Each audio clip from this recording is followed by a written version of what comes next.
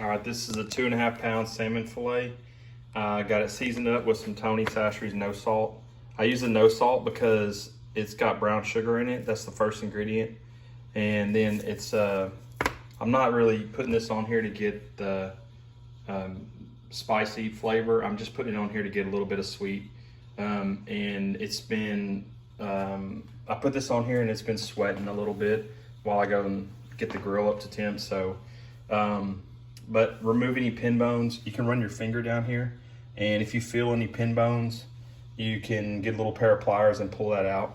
But for the most part, these are usually boneless, and they range anywhere from, you know, just under 2 pounds to, I've seen them bigger than this. So this is a 2.5 pound one though, kind of in the middle. It's about 20 bucks. I think it's total is $23, but they have them at Walmart, they have them at Kroger. If you have a fish market where you live, you can get them probably a lot better than this. This says product of Chile, so I don't know if it's ocean or they farm them in Chile. I don't know how they're getting these, but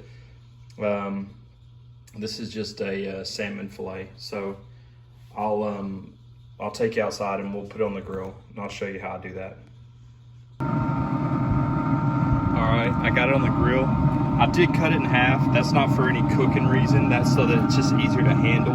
It's kind of a long fillet, and whenever it's done, I want to be able to put a spatula up underneath it and plate it to carry it back inside. So the only reason I cut it in half was just to make it easier to handle. But I'm gonna put it in here 2 hours at 250.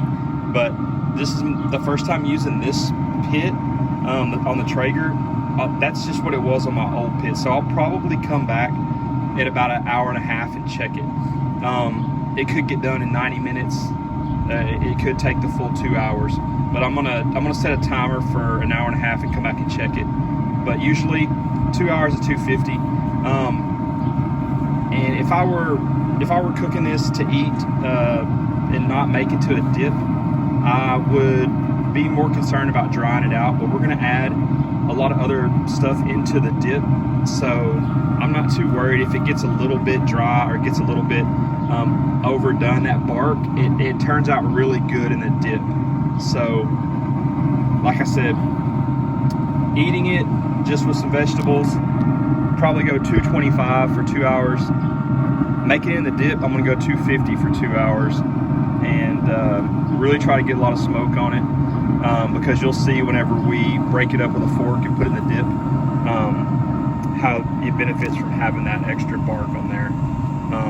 So anyways, we're not taking it to the point of jerky, but I want it to be a little bit more well done for the dip. So this is what I was talking about, cutting it in half. It makes it a lot easier to handle. I use this spatula right here, and that way I don't run the risk of any of this break-in or anything like that. So you got your two pieces. They've been on the grill for 2 hours at 250 degrees. This little piece came off here, but it's pretty. You're gonna let it cool off a little bit because you're gonna handle it with your bare hands. But all you're gonna do basically is get the skin, try to hold the skin down as much as you can, and then just use the fork to kind of work this off of here, and you'll see it'll come away really, really easy. And just transfer it to a bowl. I'll try to get some more off of here in a bigger piece.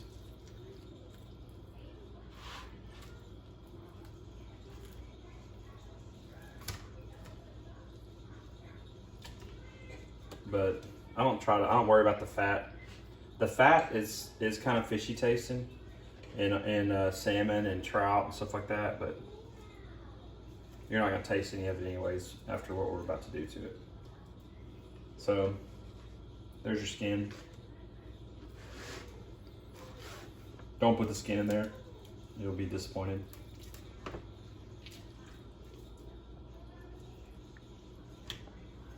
All the fat, any hard, crunchy pieces, all of it.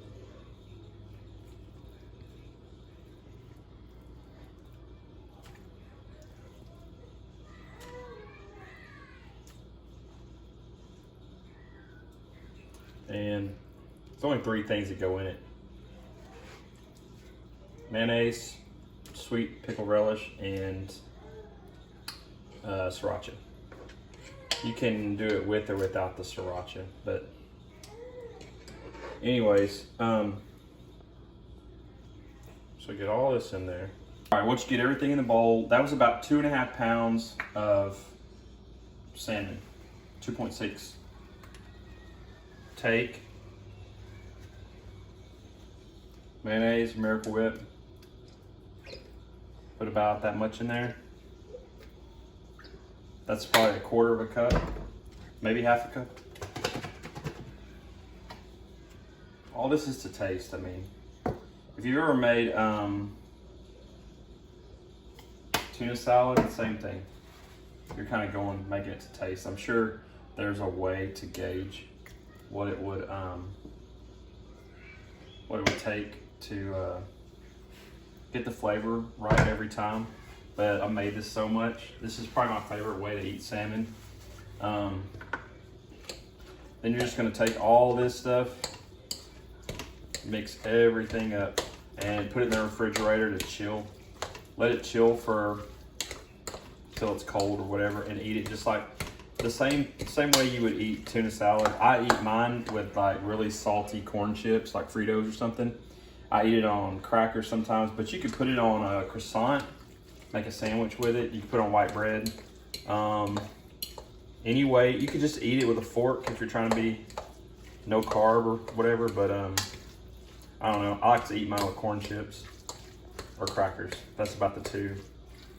And I mean, I don't know how long this would keep. It's not a real stable, it's not something you would want to pack on a hike or anything like that. Just imagine it being the same. Treat it like you would treat tuna salad, but you're using salmon and you're getting the benefit of the flavor of salmon versus the flavor of tuna. So I like it a little bit better. My family likes it more than tuna salad, and we eat it all the time. It's super easy. If you got 2 hours and you got a little bit of time to let it cool off, you're rocking and rolling 3 hours. So anyways, thanks for watching.